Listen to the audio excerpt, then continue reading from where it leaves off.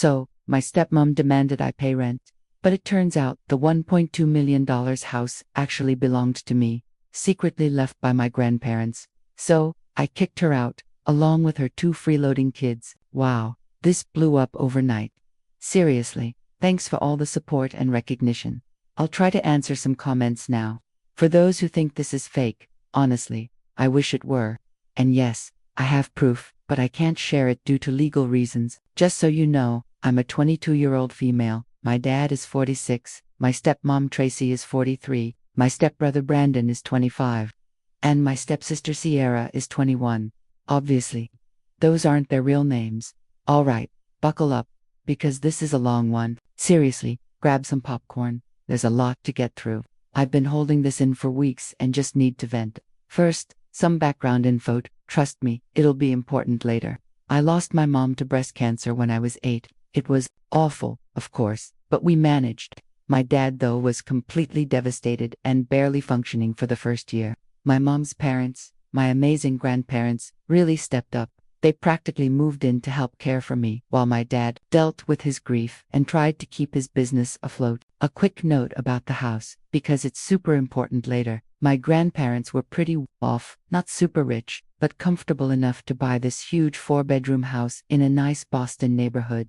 The idea was for us all to live together so they could help raise me.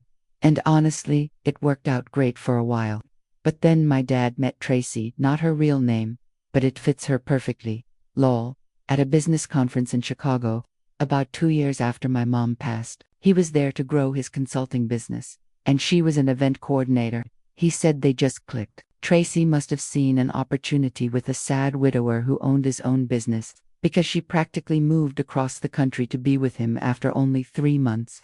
And to everyone's surprise, they got married 6 months after meeting. Talk about red flags. Here's where the fun begins. Tracy brought her 2 kids with her. Brandon, now 25, was 11 at the time and already a spoiled brat. Sierra, now 21, was 7, and not so bad at first, but Tracy slowly molded her into a mini-me.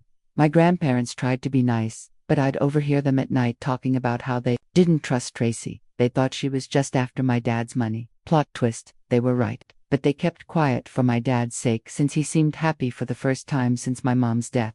The first few years were rough. Tracy started small, with her passive-aggressive comments about how the house was decorated, old-fashioned. It wasn't. How the kitchen needed upgrading. It didn't. And how my grandparents were set in their ways. But then she got bolder. She started moving furniture without asking. Threw out some of my mom's old decorations, claiming they were dust collectors, and slowly took over the house. My grandparents were too kind to say anything, and my dad was too blindly in love to notice. Then the chores started. At first, it was everyone should help around the house, right? Except everyone quickly became just me. Brandon was always too busy with sports. He was terrible at basketball, but Tracy made Dad pay for private coaching anyway. Sierra was too young, even though she was only a year younger than me. By the time I was 12, I was doing most of the cooking and cleaning. Tracy would literally run her finger along the baseboards to see if I'd dusted properly. Meanwhile, Brandon's room smelled like a mix of Axe body spray and old pizza, and Sierra's floor was constantly covered in clothes she intended to put away. Here's the really important part, which I only found out recently. Grandma passed away in 2019 from heart issues, and Grandpa followed just 3 months later. He just couldn't live without her. They had legally put the house in my name. It's all mine. They must have seen this drama coming from a mile away and wanted to protect me, but I had no idea about it. Nobody told me. Dad knew, but I guess he didn't think it was important to mention. Spoiler, it was extremely important. Tracy obviously didn't know either, or she would have tried to get her name on the deed somehow. So, for the past few years, I've basically been living like a servant in my own home, cooking, cleaning, and doing everyone's laundry, yes, including Brandon's stinky gym clothes, while Tracy sat on her butt watching Real Housewives and complaining about how I loaded the dishwasher wrong. Brandon graduated college 2 years ago, barely. I'm pretty sure Dad paid someone off and hasn't worked since. He claims he's trying to be a content creator, but his TikTok has only 200 followers and is mostly just him doing terrible dance moves badly. Sierra is in her 3rd year of college, supposedly studying business, but really just partying and posting pretty Instagram photos of her Starbucks cups. Dad pays for everything. Her apartment near campus, which she rarely uses because she's always home, her car, which she's crashed twice, and her credit cards, which she maxes out every month. And there I was, working part-time taking online classes, doing all the housework, and trying to save money because Tracy kept hinting that I needed to start contributing to the household. The day everything went down started like any other bad day at my house. I'd just finished an 8-hour shift at Starbucks. Some Karen yelled at me over almond milk, but that's another story, and I was exhausted. But of course, I had to come home and cook dinner. Otherwise Brandon wouldn't get up from his gaming chair, or Sierra wouldn't put down her phone. I'm in the kitchen making this spaghetti recipe I found on TikTok NGL. It was pretty good. And Tracy walks in, dressed in one of her fancy dresses. I'm pretty sure it was from Ross, but whatever. She has that look, like when a teacher catches you passing notes in class. Yeah, that one. She sits at the kitchen island and watches me closely while I cook. I'm already on edge because she always finds something to complain about with my food. Last week, it was too much garlic, which is practically impossible. The week before, it was too spicy. Then she drops the bombshell on me. We need to have a serious discussion about your living situation. I'm thinking, what living situation? I've been here longer than you, lady. But she keeps going. Your father and I have been talking, and we think it's time you started paying rent. After all, you're working now, so it's not fair for you to live here for free while we cover all your bills. Y'all, this woman's audacity. I'm literally standing there, wooden spoon in hand, sauce probably burning, trying to process this BS. Meanwhile, I can hear Brandon upstairs yelling about his KD ratio, and Sierra's TikTok sounds are blaring from the living room. So, I ask her, trying not to raise my voice because I'm petty but not stupid, what about Brandon and Sierra? Are they paying rent too? She does this thing where she dabs her mouth with a handkerchief even though she hasn't eaten anything, which she learned from Real Housewives, I swear to God. Then she hits me with, well, that's different. They're my children, and they're still establishing themselves in life. Brandon is pursuing his content creation career, and Sierra is focusing on her education. I almost laughed out loud. Brandon's content creation career consists of lip-syncing to popular songs and playing Fortnite on Twitch for 3 viewers, one of whom is probably his mom, the other an alt account. And Sierra's studies, the girl hasn't opened a textbook since freshman year orientation. But here's when it gets good. Tracy starts laying out her reasonable rent demands, $800 a month in this economy, plus utilities, and the expectation that I continue to help around the house. I'm standing there, stirring the pasta sauce, when something inside me snaps. You know that scene in movies where everything goes silent and clear? It was like that. All the years of being treated like Cinderella, all the snarky comments, all the extra chores, all the times I had to wash Brandon's crusty gym socks or pick up Sierra's fake eyelashes from the bathroom floor. It all hit me at once. So, I turned off the burner safety first. He set down the spoon and stared Tracy dead in her over-Botoxed face. Let me get this straight, I said, my voice unusually calm. Brandon, who hasn't earned a single dollar since graduation and spends his days yelling at 12-year-olds on Xbox, doesn't have to pay rent. Sierra, who maxes out her credit cards buying Shein hauls and has never touched a vacuum in her life, doesn't have to pay rent.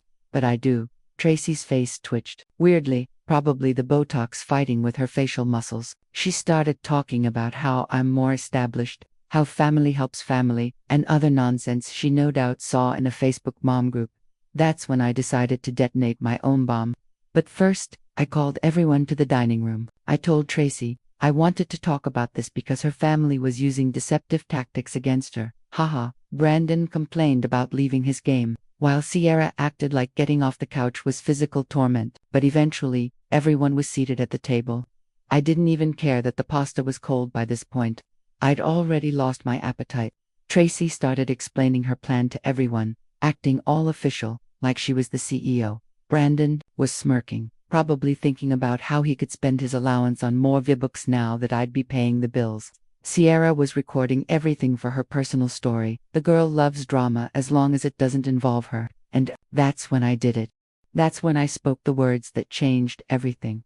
I'm not paying rent because this house belongs to me. The silence that followed, oh my God, I wish I had recorded it. Folks, I wish I had a picture of their faces. It was like I had just spoken an alien language. Brandon literally stopped in the middle of his meal, his fork hanging there, spaghetti falling back onto his plate. Gross. Sierra's jaw actually dropped. It was the first genuine look I'd seen on her face since she discovered filters. But Tracy, oh man, Tracy's reaction was priceless. You know the loading wheel that appears when your computer freezes? That was her face. Her brain seemed to be unable to grasp what I had just said. Then they all started laughing, like full-blown hysterical laughter. Good one, Brandon snorted, pasta sauce dripping down his chin. Did you get that from TikTok or something? Sierra had already pulled out her phone, no doubt thinking this would be great content for her Relatable Family Moments series, which has about 50 followers tops. Tracy was also trying to laugh, but I could tell panic was setting in. She had that face she gets when her credit card is declined at Nordstrom Rack, which happens more often than you might think. What are you talking about? She tried to say dismissively, but her voice shook.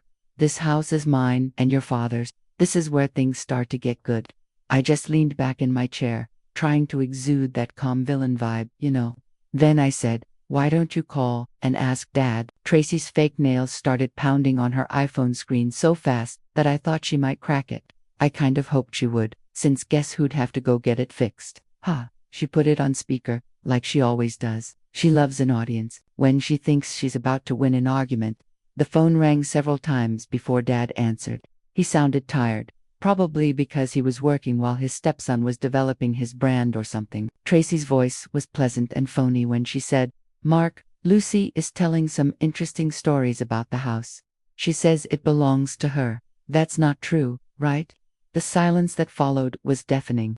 You could literally hear my father clearing his throat, which he does frequently when he's uncomfortable, especially around Tracy. Then finally, well, actually, my in-laws put the house in Lucy's name before they passed away. Boom. Tracy's face changed colors more than my old mood ring. First, she was bright red, then white, and finally this strange greenish tint I'd never seen on a human before. What do you mean they put it in her name? She practically screamed now. When were you going to tell me this? I didn't think it was that important, my father added softly. To be honest, this is a typical dad move, not important. Tracy was standing up now, her chair scraping against the floor. You didn't think it was important to tell me that your teenage daughter owns our house. She hung up on him mid-sentence. The phone hit the table so hard that I thought the screen would crack again. I hoped it would. Brandon wasn't laughing anymore. He turned pale when he realized that the game room he told me to leave was actually mine. Sierra was still recording, but her expression had changed to that of a deer in headlights. I could almost feel the TikTok drafts getting deleted in her mind. Tracy was breathing as if she'd just run a marathon in her fake Louboutins. She was trying to remain calm, but I could see her hands shaking, while she continued, trying to sound cool but failing miserably. This has clearly been a misunderstanding. Of course, you don't have to pay rent, Lucy. Let's just forget this conversation happened. But here's something I didn't want to forget. I was done forgetting all the nonsense they had put me through over the years.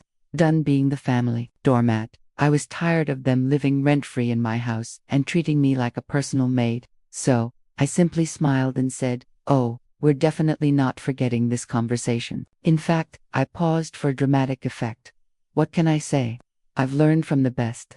I think it's time we had a serious discussion about your living situation. Tracy's terrified expression was better than any Christmas present I've ever received. But wait, it gets even better. Because while they're all sitting there processing their new reality, I could hear Tracy's phone vibrating with texts from my father. She was ignoring it, but I knew exactly what was going on. He was undoubtedly panicking and texting her about all the legal paperwork my grandparents left, which proved everything I'd just said. Okay, so after that nuclear dinner scene, I went to bed feeling really good about myself. Have you ever felt empowered after confronting a high school bully? That's how I felt, multiplied by 1,000. What about Tracy? Oh no, she was not done. Definitely not. So, the next morning, as I'm about to go downstairs for breakfast, I hear Tracy's voice coming from the kitchen. She's on the phone with my father on speaker, because of course, and guess what she's doing? Y'all, this woman is literally trying to persuade my father to let me move out of my own house. Here's the conversation I overheard, which I recorded on my phone, because at this point, I trust these people as far as I can throw them. Tracy, Mark, you have to do something about this problem. Your daughter is causing problems. Dad, sounding exhausted. What do you want me to do, Tracy? Tracy, how about the out-of-state institutions she applied to? You could persuade her to attend one of them. Tell her that it will benefit her independence. I swear to God, the audacity of this woman. She's actually out here trying to ship me off to another state so she can continue to live in my house rent-free. But wait, it gets better. Dad, I don't know. Tracy in that sugary honey voice she adopts when manipulating others. Think about it, Mark. She's young. She needs to experience life away from home. And honestly, pause for dramatic effect, I'm worried about her mental health. All this anger she's carrying around, it's not healthy. Excuse me, the only thing harming my mental health is living with the evil stepmother from every Disney movie combined. But here's the part that really got me. He said, maybe you're right. I'll talk to her about moving out for college. It might be better for everyone. I literally had to bite my fist to stop shouting. My own father, whom I've lived with my entire life, who I cared for after Mom died, and who I cooked and cleaned for, just agreed to try to push me out of my own home. So, I did what any reasonable person would do. I walked into the kitchen as if I hadn't heard anything.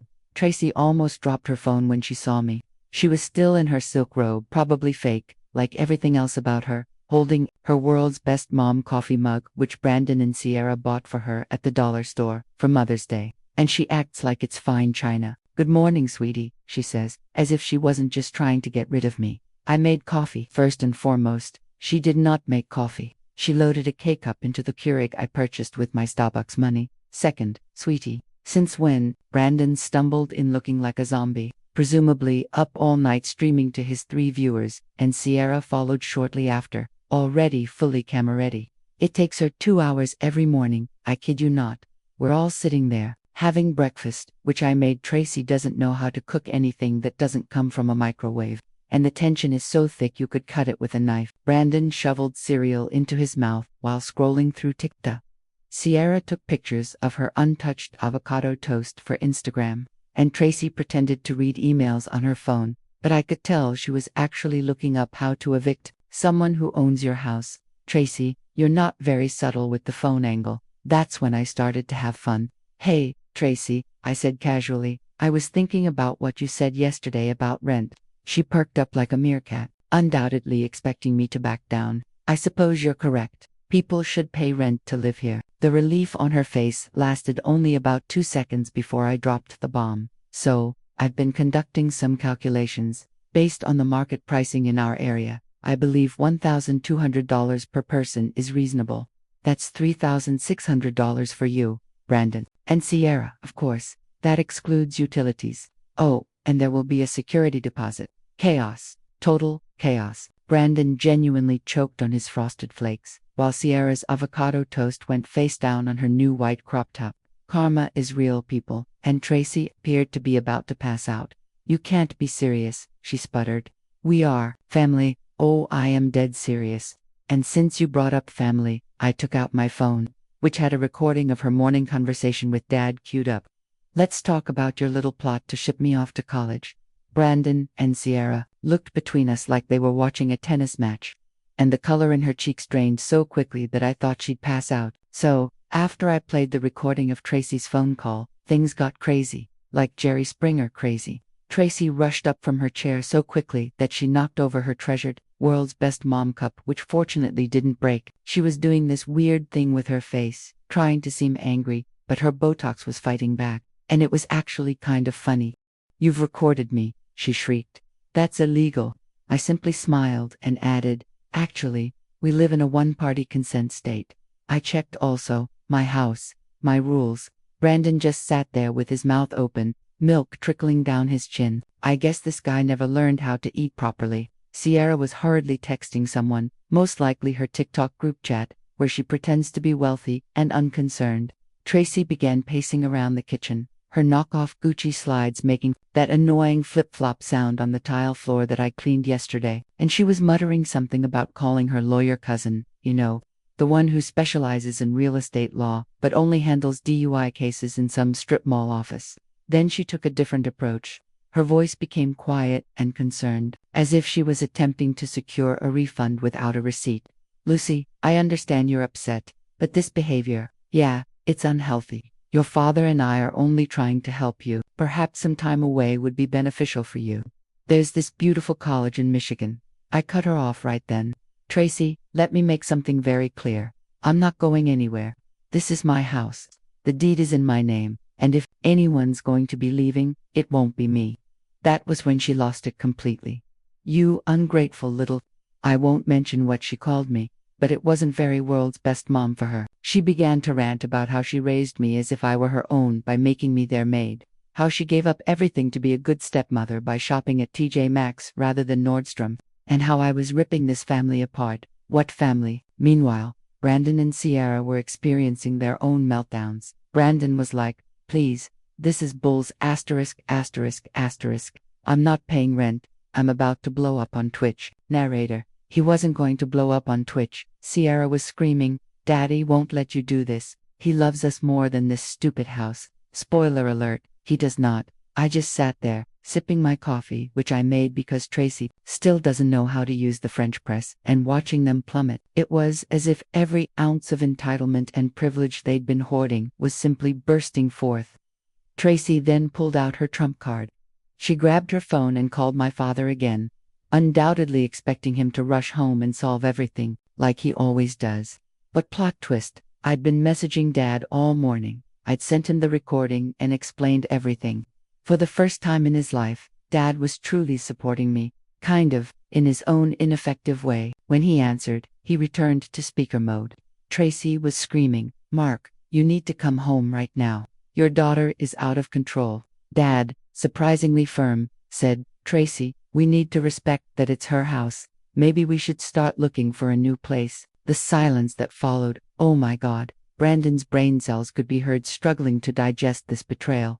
All three of them. Tracy's face underwent a fantastic journey of shock, rage, disbelief, and finally, fear. Real terror. Because it had now dawned on her that she was about to lose everything. The comfortable life, the free ride she'd been on for many years. This is when she made her worst mistake. She turned toward me, got right in my face, and said, listen here, you little B asterisk asterisk asterisk asterisk. I don't care whose name is on the deed. This is my house.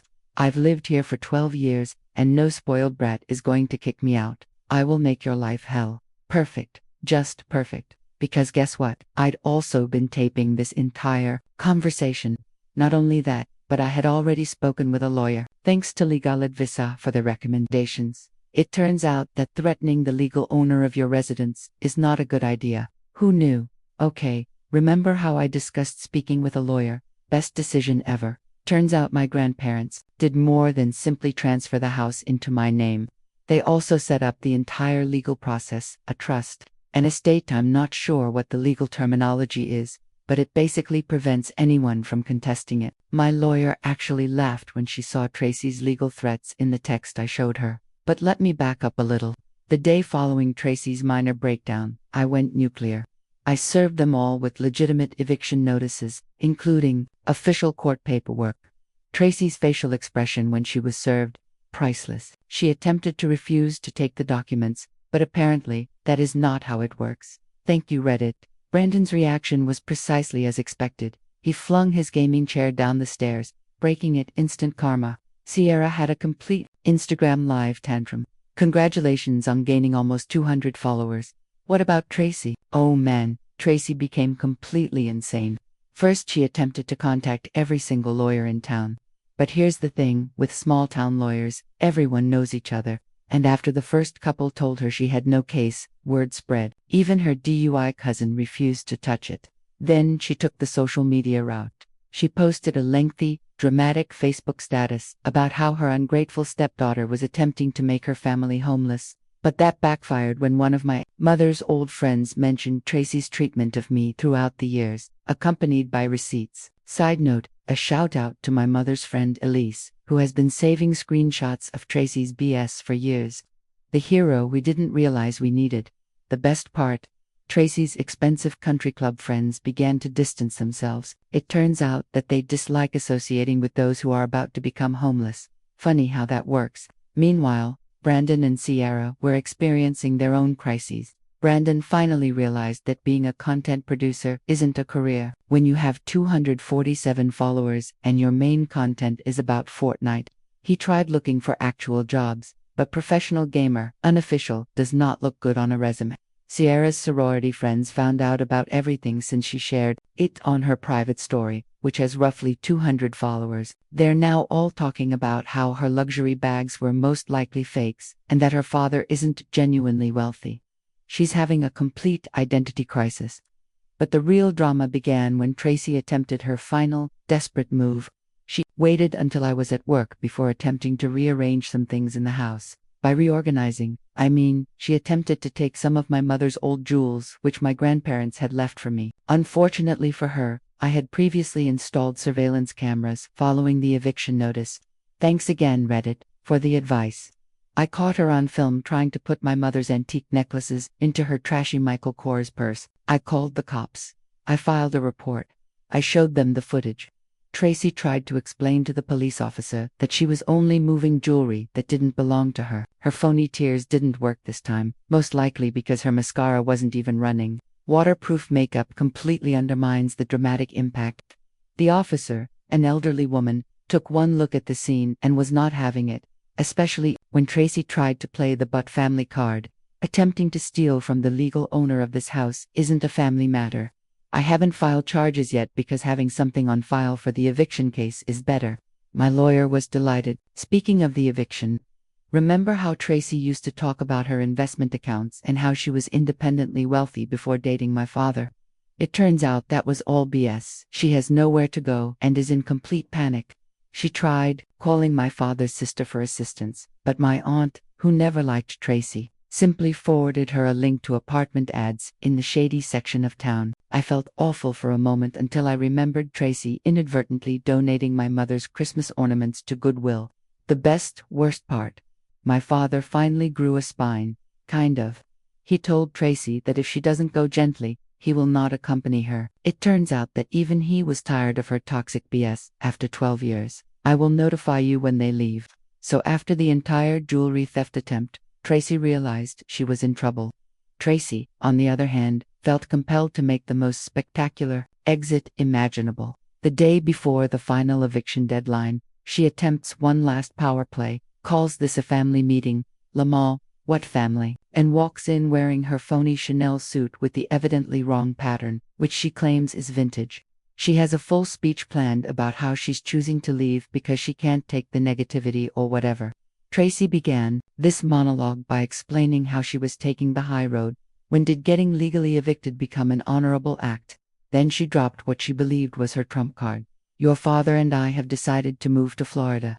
We just bought a beautiful house in Tampa, much nicer than this old place. First and foremost, they did not make any purchases. I honestly saw her GoFundMe for Family in Crisis Needs Housing, which received exactly $43 in donations. The majority came from her multi-level marketing group. Second, my father wasn't even present for this news. He was in a hotel. It turns out that witnessing your wife try to steal your deceased wife's valuables is quite depressing. Who knew? But here's when it gets good. While Tracy is doing her fulgurant exit speech, the movers I hired arrive. Specifically, in the midst of her "this house was beneath me anyway" diatribe, these gigantic dudes come in with crates and dollies. Tracy's face does that odd frozen thing again. Botox with wrath equals comedic gold. She began shouting about how she wasn't prepared and needed more time to organize her items. The head mover guy, who shouted out to Mike, who was a real one, looked at her and said, "Ma'am, we have strict instructions. Everything gets packed and moved to your storage unit today. If you want your stuff, you'll need to take it up with the court, y'all." She lost it. Full nuclear meltdown. Started snatching random items, claiming they were family heirlooms, including my mother's ceramic bowl, which she had wanted to throw away last year. Sierra's upset because her TikTok backdrop has been wrecked. Brandon is having a panic attack because he cannot disconnect his gaming equipment quickly enough. But this is the finest part. Tracy used to brag about her designer items, vintage bags, and expensive clothing. The movers began packing it, and half the labels practically came off. While all of this is going on, I'm sitting on my couch, having coffee at home, and watching them scramble.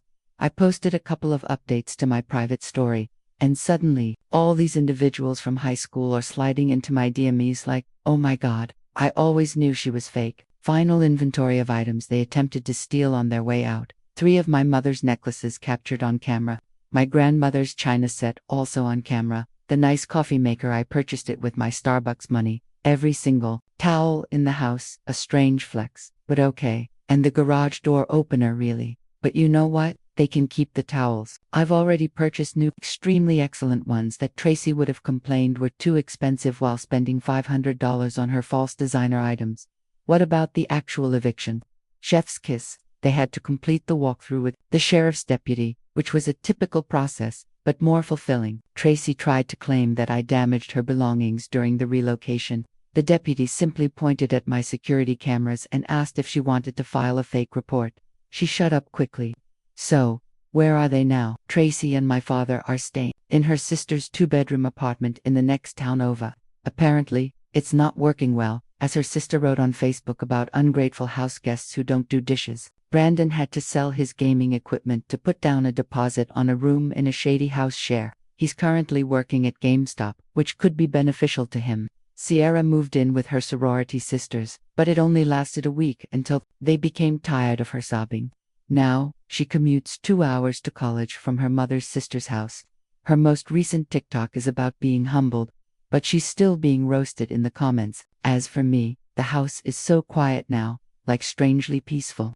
There will be no more odors of imitation, luxury perfume everywhere. No more passive-aggressive notes about properly loading the dishwasher. No more 3 a.m. screaming from Brandon's gaming sessions. I converted his previous room into my home office, which is already furnished with genuine designer items because I can afford it now that I am not paying for their groceries. Sierra's room is becoming my ideal closet. Tracy's meditation room, where she spent the day watching Real Housewives, is now my yoga studio. Dad calls occasionally. He's living with Tracy for now, but really, he seems exhausted. I believe he has finally realized what everyone else knew 12 years ago. He married a gold digger who isn't even skilled at gold digging. Was I overly harsh? Maybe. Do I regret it? Nope. They messed around. They found out. It turns out that karma doesn't care about your faux Gucci slides. My mom's best friend Elise is currently renting one of the spare rooms. So, I'm not alone in this large house. She's teaching me all of Mom's old recipes and helping me replace things Tracy threw away over the years. Sometimes excellent things emerge from horrible situations. Thank you for following this adventure. Reddit, you guys truly helped me stay strong during this, especially the legal advice. You guys rock. Holy crap. This is the end. Thank you for all of your help throughout this wild adventure. You guys are fantastic. Please stop requesting me to post security camera footage. I'm not trying to be blacklisted, lol. Yes, this is true. No, I will not prove it due to privacy concerns. And, yes, I am in therapy.